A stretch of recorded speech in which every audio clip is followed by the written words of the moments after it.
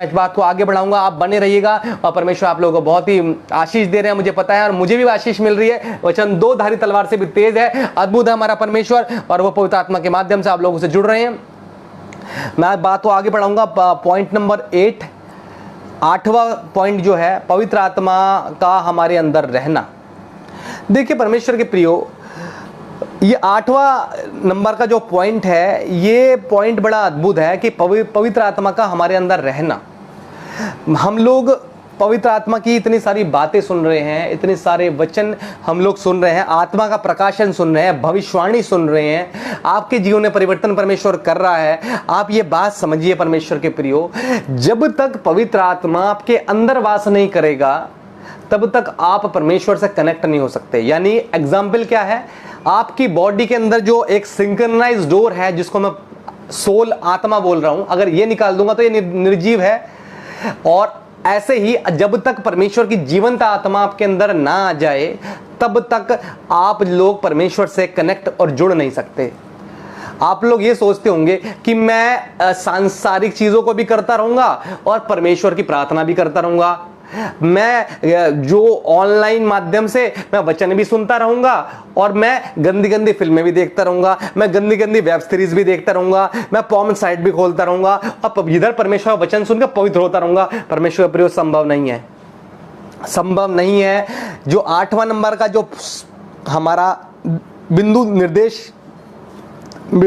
निर्देश है, यानी कि मुख्य पॉइंट है, मेन पॉइंट क्या कहता है कि पवित्र आत्मा हमारे अंदर रहना, पर पवित्र आत्मा का वो विद्यमान है और वो हमारे अंदर रहना बहुत आवश्यक है। अगर आप सोच रहे होंगे कि मैं सांसारिक चीजों का भी भोग कर लूंगा और मैं परमेश्वर के साथ भी रह लूंगा, तो हो नहीं सकता, हो नहीं सकता, हो नहीं सकता। परमेश्वर ये बोल रहा है कि एक में तलवार जो है वो दो म्यानों में नहीं रह सकती, और दो तलवारें एक म्यानों में नहीं घुस सकती, और एक सेवक दो मालिकों की सेवा नहीं कर सकता, और एक व्यक्ति दो नावों में सवारी नहीं कर सकता। अगर आप ये सोचते होंगे कि मैं ये भी कर लूंगा, मैं ये भी कर लूंगी, ये भी कर लूंगा, मैं ये भी कर लूंगी, तो परमेश्वर के प्रियो आप बिल्कुल सही ट्रैक पे नहीं है। इस वजह से आपके जीवन में परिवर्तन नहीं है, और इस वजह से आपके जीवन में पवित्र आत्मा नहीं है। पवित्र आत्मा जो है हमारे अंदर वास करना चाहिए, और वो आत्मा हमें परमेश्वर जो कि पूरी सृष्टि का क्रिएटर है, हमें बनाने वाला है, उसके द्वारा हम लोग बच सकते हैं। और जब तक वो हमारे आत्मा अंदर नहीं रहेगा, जब तक ना हम जयवंत बनेंगे न हम न्यायी बनेंगे। परमेश्वर के प्रियो, आप समझिए इस बात को कि जो पवित्र आत्मा है उसका मतलब क्या है। पवित्र का मतलब है कि होली हो, यानी कि वो जो पवित्र आत्मा है, होली स्पिरिट, यानी कि पवित्र आत्मा, होली स्पिरिट जो है वो कहां रहेगी, वो गंदगी में रहेगी। आप जब भी अपने घर में रहते हैं, क्या आप कूड़े कबाड़े पे सोते हैं? आप कहीं भी जाते हैं, बाहर मॉल्स में जाते हैं, ऑफिस में जाते हैं, सीट गंदी होती है, क्या वहां बैठते हैं? आपकी टेबल गंदी है तो क्या वो आप वहां बैठते हैं? नहीं बैठते। जब आप मनुष्य होकर इतनी सफाई चाहते हैं, तो परमेश्वर आप लोगों से ये बोल रहे हैं कि तेरा शरीर पवित्र आत्मा का मंदिर है। सुन, तेरा शरीर पवित्र आत्मा का मंदिर है। पहले तू अपने शरीर से परमेश्वर की उपासना कर, और पहले अपने शरीर की चीजों को सही कर, तब परमेश्वर तेरे अंदर वो रिक्रिएशन देगा, और फिर तेरे अंदर परमेश्वर की बातें होंगी, और परमेश्वर का न्याय तेरे अंदर होगा, और फिर तू चेंज होता चला जाएगा, और तेरे अंदर वो बातें हैं जो परमेश्वर ने भविष्यवाणी के माध्यम से बताई हैं, तब पूरी होंगी। अगर तू सोच रहा है मैं ये भी कर लूंगा, मंगलजीत तू सोच रही है सोनल मैं ये भी कर लूंगी, मैं ये भी कर लूंगी, तो नहीं होगा, नहीं हो सकता। अगर आप वाकई में चाहते हैं कि आपके जीवन में कुछ हो, दस्तक हो, तो परमेश्वर आपके अंदर रहना चाहिए। परमेश्वर कह रहा है कि your body is a temple of the holy spirit. Firstly you have to change your the works of your body, यानी कि आपकी शारीरिक क्रियाओं को आपको सुधारना है, और तब परमेश्वर आपको जुड़ेंगे। मैं इस पॉइंट को आगे बढ़ाता हूं। पवित्र आत्मा हमारे अंदर रहना, फिर रहने से क्या होगा, हम जयवंत बनेंगे और हम न्यायी बनेंगे। इसके लिए मैं आपको बताऊंगा गिनती 27वां अध्याय उसका 17 वचन क्या बोलता है। यहोवा ने मूसा से कहा, तू नून के पुत्र यहोशू को लेकर उस पर हाथ रख, वह ऐसा पुरुष है जिसमें मेरा आत्मा बसा है।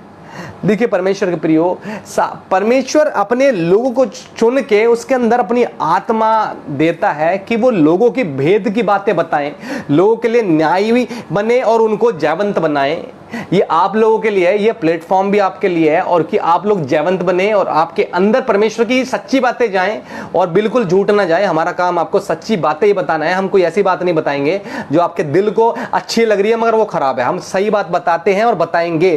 तो अगर आप परमेश्वर पवित्र आत्मा को वाकई में चाहते हैं कि आपके अंदर काम हो, भविष्यवाणी आपके अंदर चले, तो जैसे नून के पुत्र यहोशू के अंदर परमेश्वर का आत्मा बसता था, आपके अंदर भी ऐसे ही परमेश्वर का आत्मा बसना चाहिए। और वो कैसे बसेगा?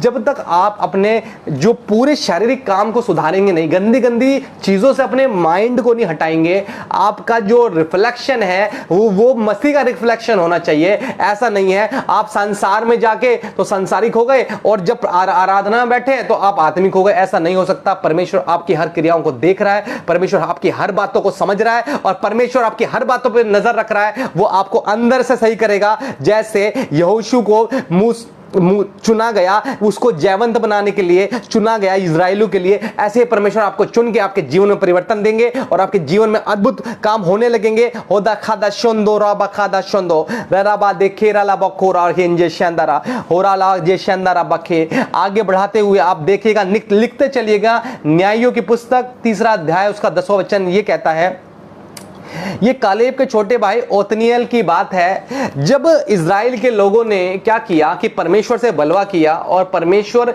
को छोड़कर उन्होंने अन्य देवी देवताओं की उपासना करने लगे, मूर्तियों के सामने वो सिर झुकाने लगे और वो छोड़ के जो परमेश्वर ने वाचाएं बोली थी उनको छोड़ के इधर उधर भागने लगे, तो फिर उनके जीवन में समस्याएं आने चालू हुई और परमेश्वर ने उन्हें दासत्वता के लिए दूसरे राजा के हाथ में दे दिया। ऐसे ही आप लोग भी हैं। जब परमेश्वर को छोड़ के आप सांसारिक चीजों में जाते हैं और परमेश्वर की आशीषों को छोड़ के आप भौतिक चीजों में सुख ढूंढने लगते हैं, तो परमेश्वर के प्रियो फिर परमेश्वर क्या करता है? आपको उसके अधीन कर देता है। और साफ साफ लिखा है कि शरीर के काम शरीर के द्वारा और आत्मा के काम आत्मा के द्वारा अगर आप चाहते हैं कि परमेश्वर आपकी आत्मा को रिक्रिएट करे, रीजनरेट करे, तो आज वो दिन है। आप अंदर बदलाव लाइए, तब परमेश्वर आपको जयवंत वाली आत्मा देगा जो आपके अंदर रहेगी, जैसे कि यहोशू को दी और आपको न्यायियों के ओतनिएल को दी। वो न्यायियों वाली आत्मा आप परमेश्वर आपके अंदर जोड़ेगा। आप चाहते हैं कि ऐसा हो तो हाँ और आमीन लिखिए और परमेश्वर की महिमा अपने जीवन में महसूस करिए। फिर क्या कहता है वचन? उसमें यहोवा का आत्मा समाया, यानी ओतनिएल में। ये न्यायियों 3:10 में लिखा है कि उसमें यहोवा का आत्मा समाया और वह इजराइलियों का न्यायी बन गया और लड़ने को निकला। और यहोवा ने अराम के राजा कुशन रिश्ताइम को उसके हाथ में कर दिया और वो कुशन रिश्ताइम पर जयवंत हुआ। देखिए परमेश्वर भी आपको आपकी समस्याओं पर जयवंत बनाने के लिए तैयार है। पहले आप अपने आप को सही करिए, पहले अपने आप को शुद्ध करिए। अपने जो मंदिर जो परमेश्वर ने शरीर दिया है इससे परमेश्वर की आराधना करिए। फिर आपकी आत्मा जो है परमेश्वर की आत्मा से जुड़ेगी, परमेश्वर आपके अंदर रहेगा, तब आप जयवंत और न्यायी बनेंगे। और क्या होगा कि जो आपकी समस्या है उनको आप हरा देंगे। जो आप सोचते भी नहीं थे वो आपके जीवन में होने लगेगा और जो आप चाहते थे वो आपके जीवन में होने लगेगा। आप परमेश्वर कह रहे हैं कि ये बता कि वचन ये कहता है इनको ये बता कि तुम जो चाहते थे वो करते थे मगर वो नहीं होता था। मगर परमेश्वर ये कह रहा है जब तुम वो चाहोगे जो मैंने तुम्हें कहा है, यानी परमेश्वर ने तुम्हें कहा है, जब तुम वो करोगे जो मैंने तुम्हें कहा है, तब तुम वैसे चलोगे जो मैंने तुम्हें कहा है, तब जो तुम सोचते हो वो होगा। और करने वाला मैं हूं, मैं सेनाओं का यहोवा हूं। अगर आप इस भविष्यवाणी को समझ रहे हैं तो परमेश्वर आपके जीवन में बातें कर रहा है और पवित्र आत्मा आपको कचोड़ रहा है। रखा जेशोंदोराबा रखा जेशोरालाबा रखा जो शोंगरालाबा रखे।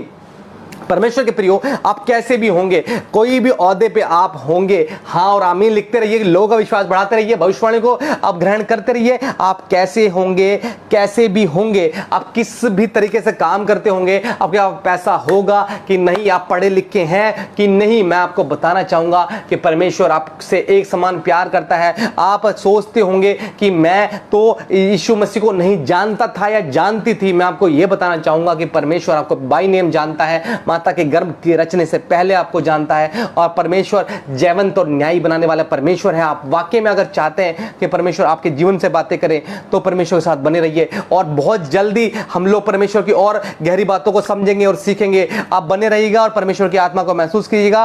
और हमारा जो 9वां पॉइंट है, 9 पॉइंट क्या है, 9वां मुख्य बिंदु, पवित्र आत्मा हुनर देता है।